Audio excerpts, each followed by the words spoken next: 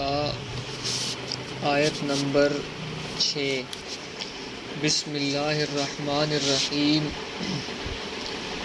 وابتلوا الیتامی، اور آزماتے رہو تم یتیموں کو، حتیٰ یہاں تک کہ اذا بلغوا، جب وہ پہنچ جائیں، النکاح، نکاح کی عمر کو، فَإِنْ آنَسْتُمْ، پس اگر تم محسوس کرو، منہم، ان یتیموں سے، رشدن، ہوشیاری، فادفعوا الیہم، تو پس دے دو تم ان کو، اموالہم، ان کے مال، ولا تأکلوها، اور نہ کھاؤ تم اس مال کو، اسرافاً، اڑا کر، وبدارا، اور جلدی کرنے والے، ان یکبروا، اس ڈر سے کہ وہ بڑے ہو جائیں گے، ومن کان غنیا، اور جو کوئی ہو مالدار، فلیستعفف،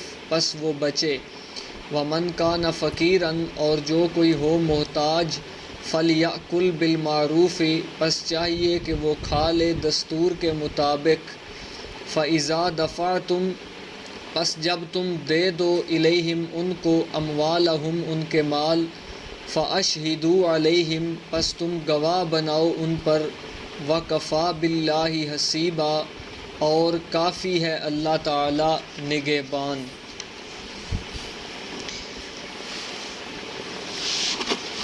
گھر کی اصلاح کے لیے قوانین کا بیان شروع ہے۔ پچھلی آیت کے اندر چوتھا قانون بیان ہوا تھا۔ اس چوتھے قانون کی 8 جزیں تھیں۔ 4 جزیں کل والی آیت میں بیان ہو چکی۔ پہلی جز تو یہ تھی کہ لا تؤتوا السفہاء اموالکم، کہ جو ان میں بھولے بھالے ہیں ان کو مال نہ دو، اور دوسری جز تھی وارزقوہم، انہیں کھلاتے رہو، واکسوہم، انہیں پہناتے رہو۔ اسی کے تحت ان کی تمام ضروریات آ گئیں، دوائی وغیرہ، علاج، معالجہ، سب کچھ، اور اسی طرح یہ سکول کی فیس، مدرسے کا خرچ، سب اس میں ہے۔ وَقُولُوا لَهُمْ قَوْلًا مَّعْرُوفًا، چوتھی جز تھی کہ ان کو تسلی والی بات کرتے رہو۔ آج کے سبق میں اگلی 4 جزیں ہیں اس قانون حکم کی۔ وَابْتَلُوا الْيَتَامَى، 5ویں جز یہ ہے کہ یتیموں کو آزماتے رہو، معاملات میں انہیں پیسے دے کر بھیجو چیزیں لانے کے لیے کہ فلاں چیز لے آؤ، فلاں چیز لے آؤ، آج گھی لے آؤ، سبزی لے آؤ، تاکہ ان میں ہوشیاری پیدا ہو جائے اور معاملات کا طریقہ انہیں آ جائے۔ اور اسی طرح کبھی ان کو ویسے پیسے دے کر آزماؤ کہ یہ اب بھی اسی طرح فضول خرچی کرتا ہے یا سمجھدار ہو گیا ہے۔ جب آزماتے رہو، بالغ ہو جائے جب، اذا بلغ النکاح، نکاح سے مراد نکاح کی عمر، جب بالغ ہو جائے اور پھر تم محسوس کرو منہم رشدا، کہ ہوشیار ہو گیا ہے، ہوشیاری محسوس کرو تو پھر ان کے مال دے دو، ان کے حوالہ کر دو۔ یہ تھی 5ویں جز۔ آگے 6ٹھی جز، ولا تأکلوها اسرافا وبدارا، ایسے نہ کرنا کہ یتیم بالغ ہونے سے پہلے پہلے ان کا مال اڑا دو، چاہے اس پہ ہی فضول خرچی کر کے اڑا دو کہ کہیں سے دینا نہ پڑ جائے، یا بدارن، جلدی جلدی خرچ کرو، اس کے بالغ ہونے سے پہلے پہلے ہی سب خرچ کر کے ختم نہ کر دو، ان یکبروا، اس ڈر سے کہ بڑے ہو جائیں گے پھر یہ خود مانگنے لگ جائیں گے کہ ہمارا مال ہمیں دو۔ 6ٹھی جز، ومن کان غنیا فلیستعفف، 6ٹھی جز یہ ہے کہ اب جو ولی ہے وہ یتیم کے مال کی دیکھ بھال کرے گا، اگر کوئی کاروبار ہے تو اس کو بھی سنبھالے گا، اگر زمینداری ہے اس کو چلائے گا، اس کے علاوہ کوئی اور دوسرا کام ہے تو خواہ مخواہ اس کی مصروفیت بڑھے گی۔ اب جو ولی ہے اگر اس کے پاس خود اپنا مال گزارا ہے، اپنا گزارا خود کر سکتا ہے، تو وہ یتیم کے مال سے نہ کھائے۔ ہاں اگر کوئی محتاج ہے جس کے پاس اپنی ضرورت کا نہیں، تو پھر چونکہ وہ یتیم کے مال کی حفاظت کر رہا ہے، اس لیے یتیم کے مال سے ضرورت کی بقدر کھا سکتا ہے، ضرورت کی بقدر۔ فلیاکل بالمعروف، اور اسی کے حکم میں ہیں وہ لوگ جو مدارس میں تدریس پڑھا رہے ہیں، اسی طرح مدارس کا انتظام سنبھالنے والے معتمم، باقی اساتذہ، دین کا کام کرنے والے لوگ، من کان غنیا فلیستعفف، جو مالدار ہو وہ صدقے کا پیسہ نہ کھائے اور تنخواہ نہ لے مدارس سے، معتمم میں تب بھی نہ لے، دوسرے معاملات جتنے بھی دینی جو کر رہا ہے، جو مالدار ہے، فلیستعفف، وہ بچے۔ ہاں من کانا فقیرن، جو محتاج ہے، جس کے پاس اپنا کاروبار نہیں، فلیاکل بالمعروفی، وہ دستور کے مطابق مدرسہ سے بھی تنخواہ لے سکتا ہے، مسجد کی انتظامیہ سے بھی لے سکتا ہے، اور اسی طرح اگر صدقے پر وہ مامور ہو تو اس سے کھا بھی سکتا ہے۔ اور اس آیت کے اندر رد ہے فرقہ عثمانیہ کا۔ آج کل مسعود الدین عثمانی کے ایک نام، اس نے بانی ہے ایک فرقے کا، نام ہے اس کا جماعت المسلمین، کراچی کا تھا، اس نے بنائی۔ وہ بہت شور کرتے ہیں اجرت الطاعات، جی مدرسے میں پڑھانا ہے، جو پیسے لے رہا ہے حرام، مسجد میں امامت کر کے پیسے لے رہا ہے حرام، دین کے کام پہ کچھ بھی کر رہا ہے تو وہ کہتے ہیں یہ سب کچھ حرام ہے۔ تو اجرت الطاعات تو ہم کہتے ہیں تم خود بھی بچ نہیں سکتے، یہ تو قرآن نے کہا ہے کہ جو مالدار ہے وہ بچے، جو فقیر ہے وہ کھا سکتا ہے۔ اب یتیم کی پرورش ثواب ہے یا نہیں؟ اس کے مال کی حفاظت ثواب ہے، کیونکہ قرآن کا حکم ہے۔ اب نیکی کے کام پہ اللہ خود کہہ رہے ہیں محتاج کو دو، یہ اجرت الطاعات نہیں تو اور کیا ہے؟ اسی طرح زکوٰۃ اکٹھی کرنا نیکی ہے۔ اللہ تعالیٰ نے کہا جو زکوٰۃ اکٹھی کرتے ہیں والعاملین علیہا، ان کو بھی دو، اس زکوٰۃ سے دو، یہ بھی اجرت الطاعات، نیکی کے کام پر اجرت ہے۔ اسی طرح قرآن مجید کا صحیفہ لکھنا نیکی ہے۔ اب یا تو جماعت المسلم ہیں تو جماعت الکافرین والے، ان کے عقائد بہت خراب ہیں، ایک عذاب و ثواب قبر کے منکر ہیں، دوسرا مسلمانوں کا عقیدہ ہے کہ جتنے بھی انبیاء ہیں سب کے جسم مبارک قیامت تک محفوظ رہیں گے، مٹی انہیں نہیں کھا سکتی۔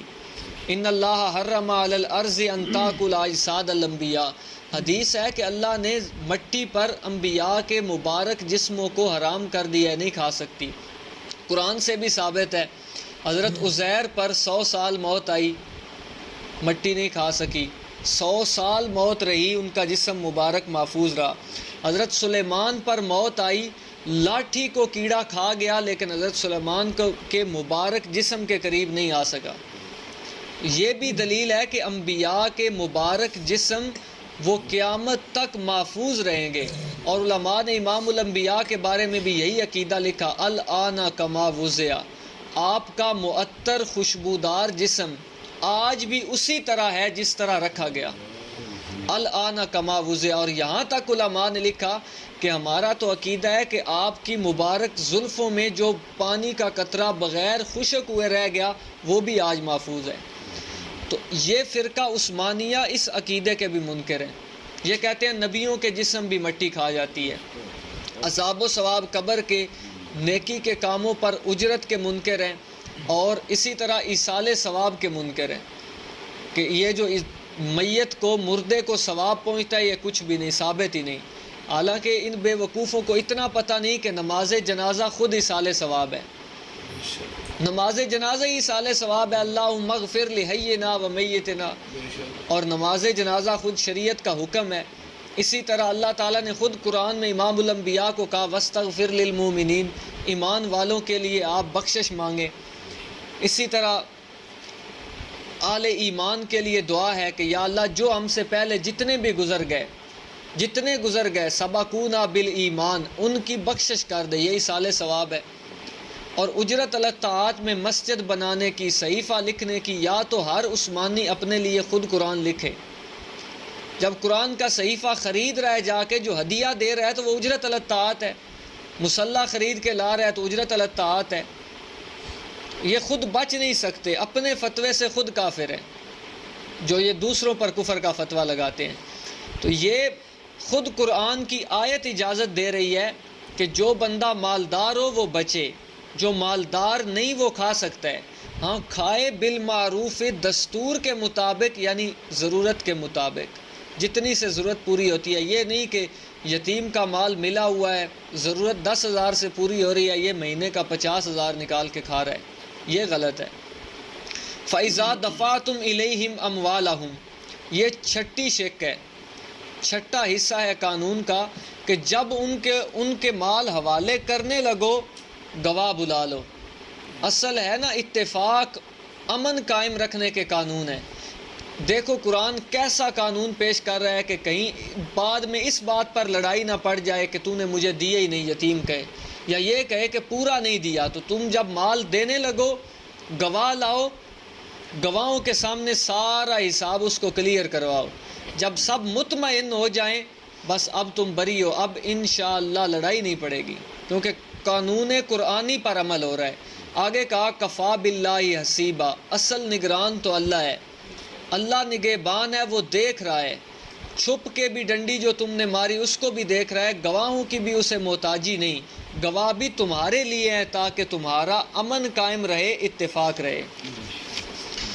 وابتلوا الیتامی, اور آزماتے رہو تم یتیموں کو, حتیٰ یہاں تک کہ اذا بلغ النکاح, جب وہ پہنچ جائیں نکاح کی عمر کو, فإن آنستم, پس اگر تم محسوس کرو منہم, ان سے, رشدن ہوشیاری, فادفعوا, پس دے دو تم ان کو, الیہم ان کو, اموالہم مال ان کے, ولا تأکلوها, اور نہ کھاؤ تم ان اموال کو, اسرافاً اڑا کر, وبدارا, اور جلدی کرنے والے, ان یکبروا, اس ڈر سے کہ وہ بڑے ہو جائیں گے, ومن کان غنیا, اور جو کوئی ہو مالدار, فلیستعفف, پس چاہیے کہ وہ بچے, ومن کان فقیرا, اور جو کوئی ہو محتاج, فلیأکل بالمعروف, پس چاہیے کہ وہ کھا لے دستور کے مطابق.